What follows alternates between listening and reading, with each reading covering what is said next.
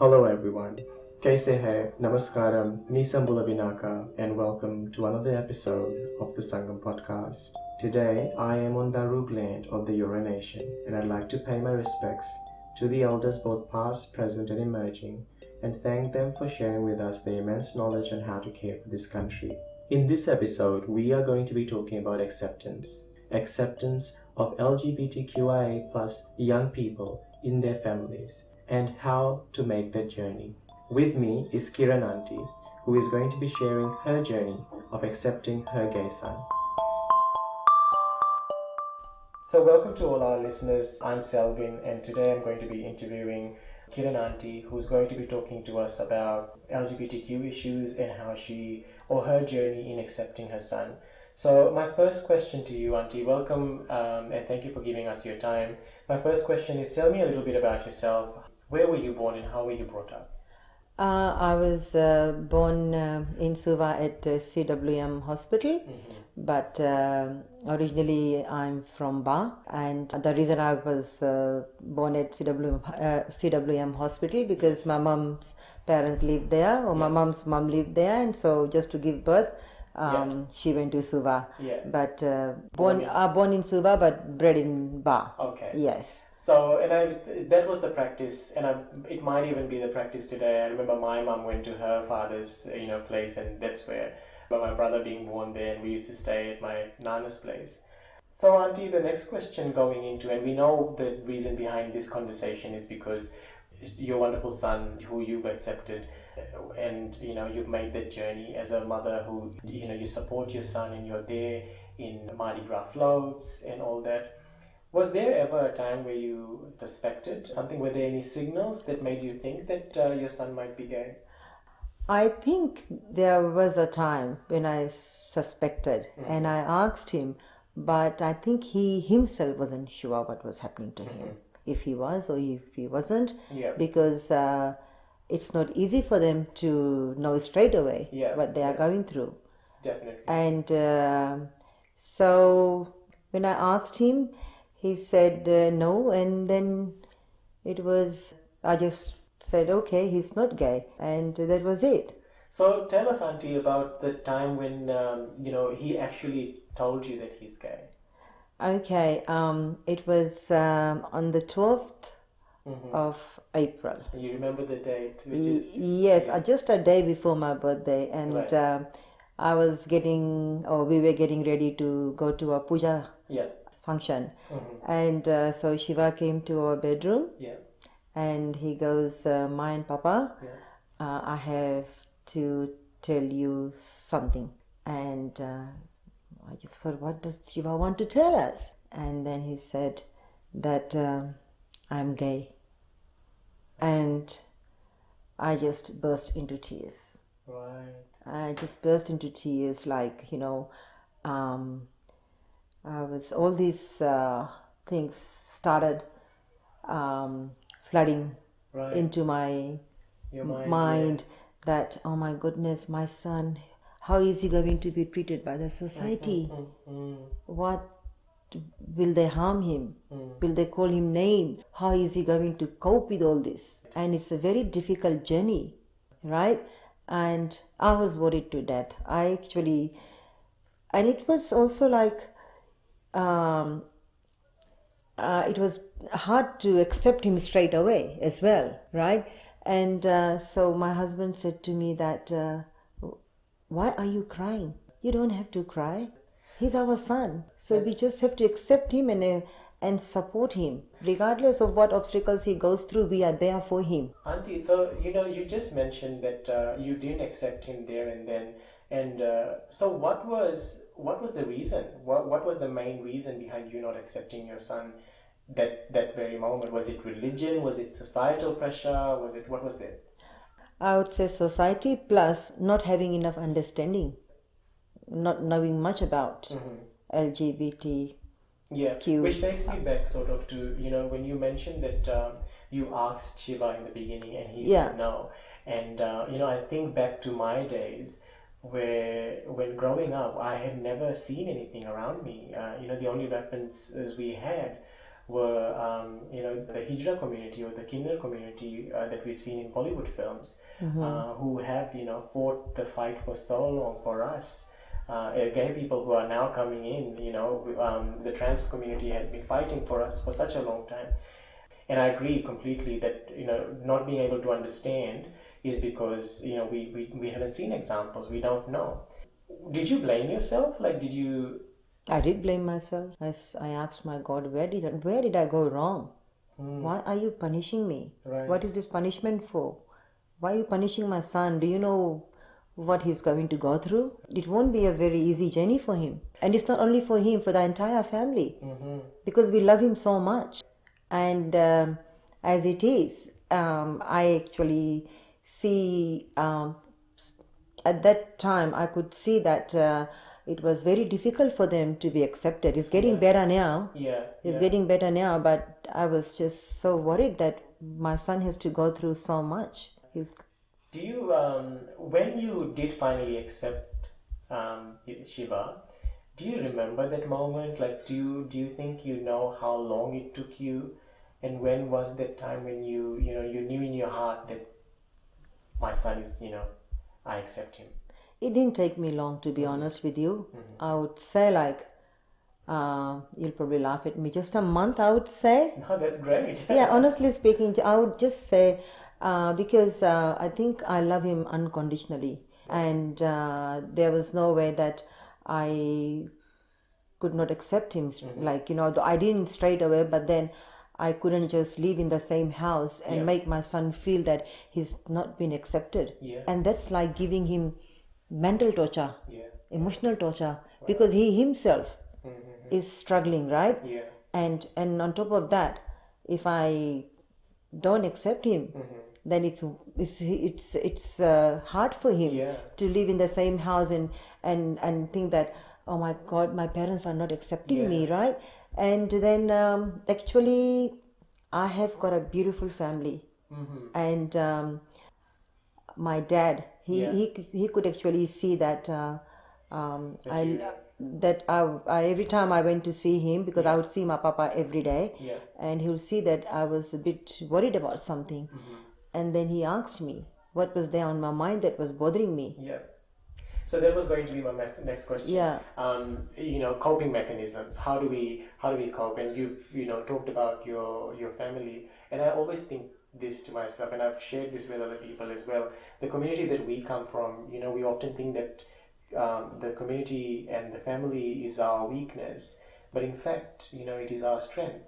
Yes. And I share the same sentiments as you, Auntie. When I came out to my parents and my family, my brother, my brother was my biggest strength. He accepted me wholeheartedly, and that influenced my family, my parents, to accept me as well.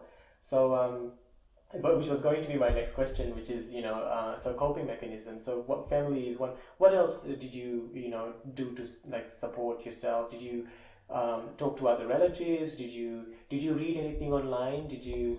I actually talked to my relative, because when my papa asked me, then I told him. And I started crying. And then he said to me, "Why are you crying? We'll have to support our grandchild.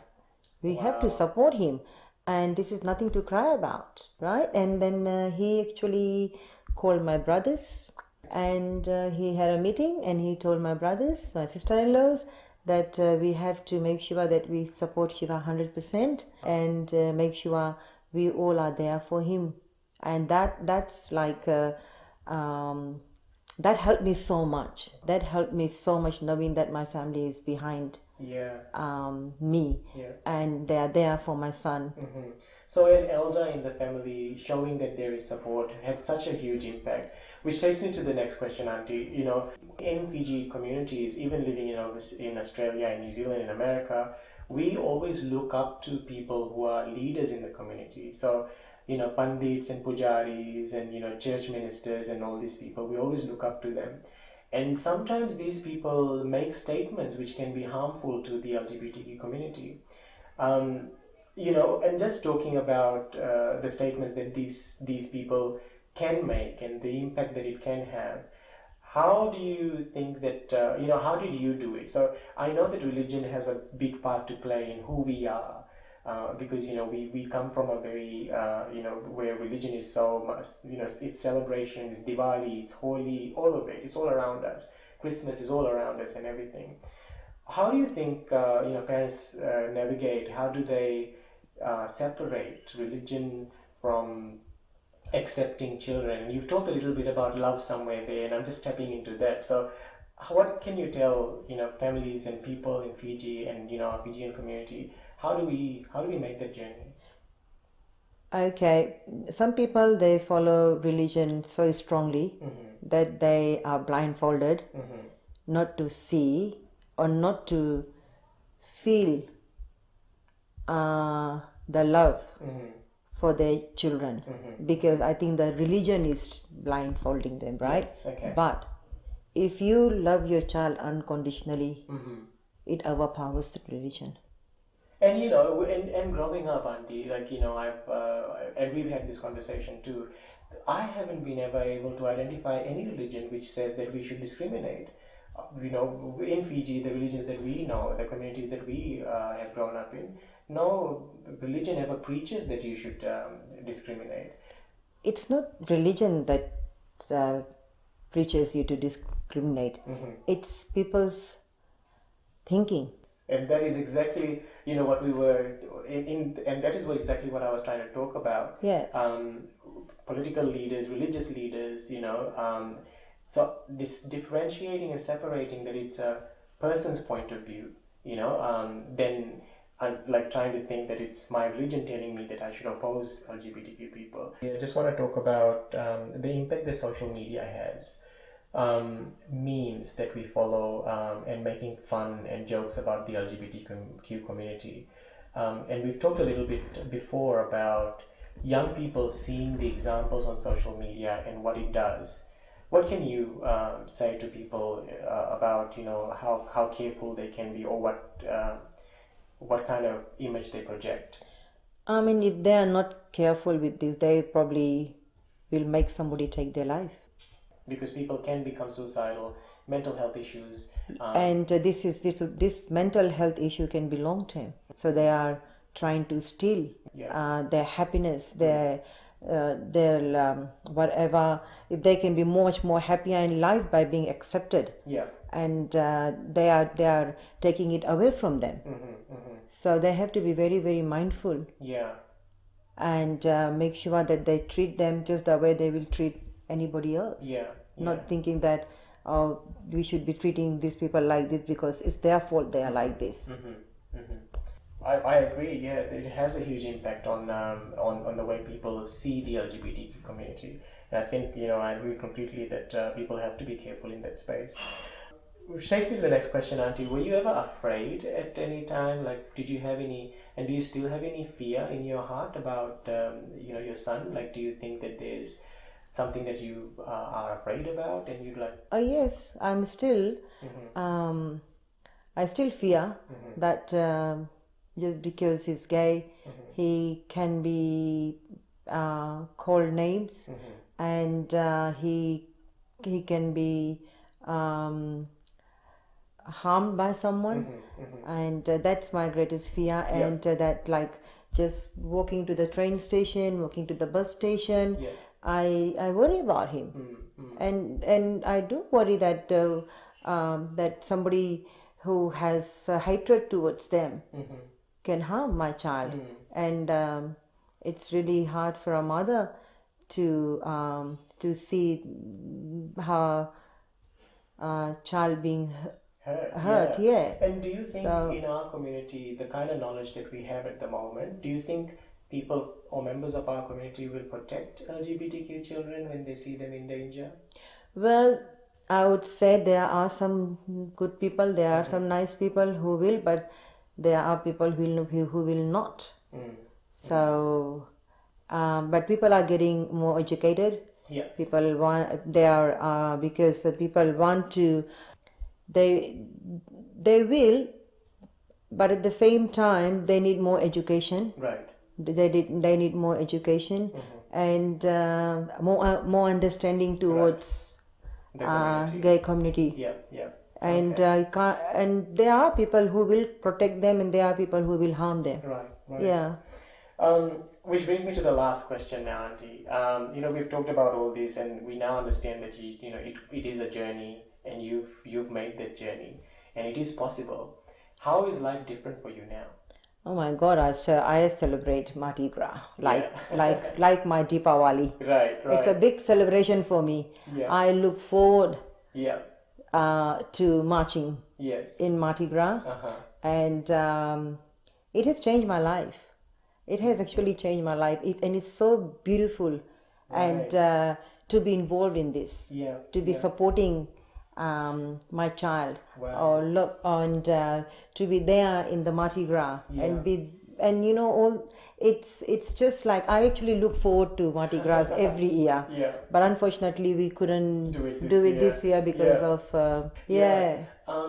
That's wonderful, Auntie. Like, it's so good to know that you've made the journey. Your life is so much more better. You are happy. Your child is happy. And the message out there for people is that you can achieve this. You can make that journey, and it is possible. It is possible. There's no reason why it is not possible. Yeah. Yeah. Is there anything else you'd like to add, Auntie? Yes. I would like to add that do I love my son any less than before he came out to me? Mm-hmm. I love him more. I love him more than before. I loved him unconditionally, but my love for him now is so much that I don't have words to tell you how much I love him. It hasn't lessened at all. Well, I wish the listeners could see there is this beautiful glow on your face when you talk about how happy you are now. So, Auntie, just wanted to say thank you so much for sharing your journey with us, the messages that you've had for people, you've told us, and I really hope that people will pick up things from this and their lives will be better. So thank you so much from us for joining us, and I hope and I wish you all the best to you and your son. Thank you very much, and thank you for the great job that you are doing. Thank you. And I'll always be there to support you guys. Thank you so much. All the best. Thanks, Auntie. Thank you.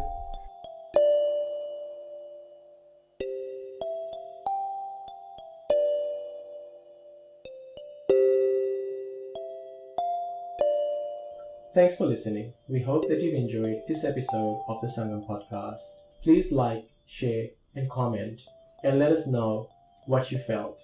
Until next time, this is Salvin signing out. Goodbye.